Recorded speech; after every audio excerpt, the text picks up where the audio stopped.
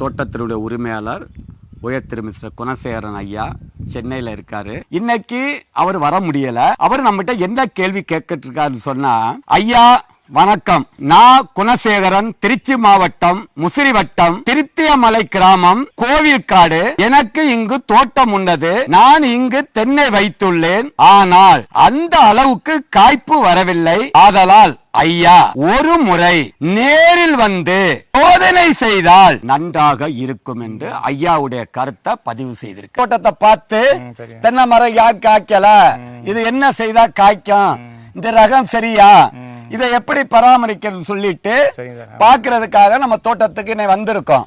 இந்த பட்டை மரங்களை நீங்க தோப்புக்குள்ள போடக்கூடாது. மதமா தேங்காய் வெட்டாதனால காயன்னா பட்டை காயா இருக்கு, அதை எடுத்துருங்க. அது மரத்துல வைக்க கூடாது. தென்னை மரத்துக்கு தலைக்கெல்லாம் இருந்தா காய்க்காது, குறும்பைகளை ஊத்தி விட்டுரும். மரங்களை களை எடுத்து சுத்தம் பண்ணி தென்னை மரத்துக்கு வந்து ஒரு 100 லிட்டர் தண்ணி தனிமையில ஒரு நாள் விட்டு ஒரு நாள் வட்டப்பாத்தியில கொடுக்கணும். தென்னை மரத்துக்கு 4 அடி உயரம் வெள்ளை பெயிண்ட் அடிக்கணும். இப்ப எத்தனை வருஷம் இந்த மரம் இப்படி காய்ப்பு திறனை இழந்துருச்சு? இப்பதான் சார் ஒரு வருஷம் இளநீ வெட்டி ஒரு வருஷம் காய் மாறி இருக்கு. சரி, நீங்க அது ஒன்றும் கவலைப்படாதான், நான் வந்துட்டேன். முதல் வந்து இந்த பட்டை காயெல்லாம் எடுத்துக்கிட்டு மரத்தை களை எடுங்க. சரி, இத மாதிரி ஏறி இந்த சைடு ஓலையெல்லாம் எடுத்து விடணும். சரி சார், இங்க இருங்களா, தெரியுதா? புரியுது சார். இத வரைக்கும் சரிங்க சார் எடுத்துக்கிட்டு மட்டைய இங்க பாருங்க லைட்டா மிதிச்சு விடணும். இங்க பாருங்க, இப்படி இப்படி லைட்டா உட்கார்ந்து கபடி ஆடணும். மட்டைய ஒடிக்க கூடாது.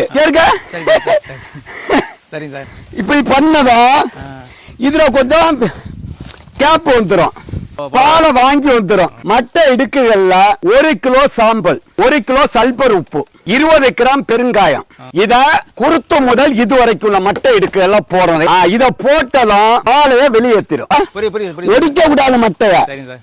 அடியில கால் வச்சு லைட்டா மிதிச்சு விடலாம். ஓகேயா? அடுத்து மண்ணை பாக்குறோம். தண்ணி நல்லா இருக்கு. மண்ணு வந்து 2 வகையான மண்ணு உங்களுக்கு. இது ஒரு வகை, மேல வந்து கிராவல் செம்மண். ஆமா சார். மண்ணு வந்து நல்ல வளமான மண். சுண்ணாம்பு சத்து நிறைய இருக்கு, சத்து அதிகமா இருக்கு, ஆறாமில தன்மை தென்னைக்கு ஏற்றவாறு நடுநிலைக்கு மேல இருக்கு, தலைச்சத்து ரொம்ப கம்மியா இருக்கு. அதே மாதிரி தென்னை நுண்ணூட்ட சத்தும் ரொம்ப கம்மியா இருக்கு. இப்ப எப்படி தண்ணி பாய்க்க போறோம்னு சொன்னா, இந்த மண்ணை எடுத்து இங்க கொண்டு வாங்க. நீங்க மேல் மண்ணை தூக்கி என்ன பண்ணிருக்கீங்க? கரையா போட்டீங்க. தென்னை மரத்து தூர்ல மேல் மண் இருக்கா? இல்ல சார். அப்படி எப்படி காய்க்கும்? மேல் மண்ணை எடுத்து வரப்பு அணைக்கட்டுனாலே அந்த தென்னை மரம் உயிருக்கு போற வளருமே தவிர மட்டை வருமே தவிர கண்டிப்பா காய்க்காது. அப்ப முதல் வேலை இந்த மண்ணை தூருக்கு அணைங்க. அணைச்சிட்டமா? இத மாதிரி முழு வட்டம் குரோப்பா தூருக்கிட்ட ரொம்பவும் போடக்கூடாது.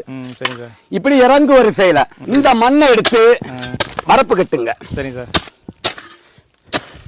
வரப்பு நல்லா கனமா சரி சார் கட்டணும். ஓலைகளை அப்புறப்படுத்தவும் கூடாது. துண்டு துண்டா வெட்டி இந்த பள்ளத்துக்குள்ள போடணும். இதை இப்படி துண்டு துண்டா வெட்டுங்க.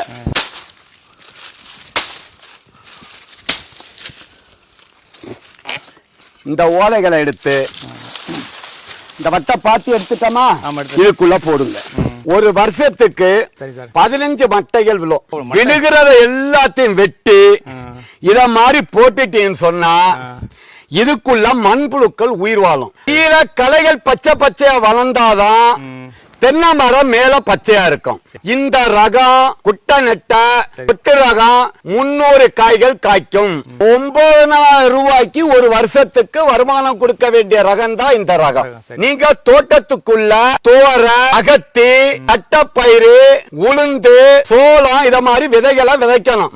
அப்ப நீங்க கழிவுகளை தென்னை மரத்துக்கு உரமாக பயன்படுத்திக்கிட்டு இதுக்கு மேலதான் குப்பை, சாணி, ஆட்டுப்புழுக்க வருஷத்துக்கு 2 தடவை போடணும். இந்த தென்னை நுண்ணூட்ட சத்து வைக்கிறதுனால என்னென்ன பயன் சொன்னா, குறும்பைகள் உதிராது, காய் திரட்சியா இருக்கும், வறட்சியை தாங்கும், ஒல்லிக்கா வராது, பொய்ப்பாலைகள் வராது, ஆலைகள் ஆரோக்கியமா திரட்சியா 2 மீட்டர் இருந்தா ஒரு பாலையில 30 to 50 காய்கள் தங்கணும். 18 பாலை வரும், 18 மட்டை வரும். அப்ப 6 மாதத்துக்கு ஒருக்கா 1 கிலோ தென்னை நுண்ணூட்ட சத்து, ஒரு 40-50 கிலோ தொழு உரம், 20 கிராம் பூம்பும் பூஸ்டர், 3 கிலோ கற்பக ஆர்கானிக் கலப்பு உரம், எண்ணெய் எடுக்காத வேப்பம் புண்ணாக்கு. இந்த மனிதனுக்கு கடவுள் உணவு சாப்பிட விரல்களை கொடுத்திருக்காரு, கைகளை கொடுத்திருக்காரு.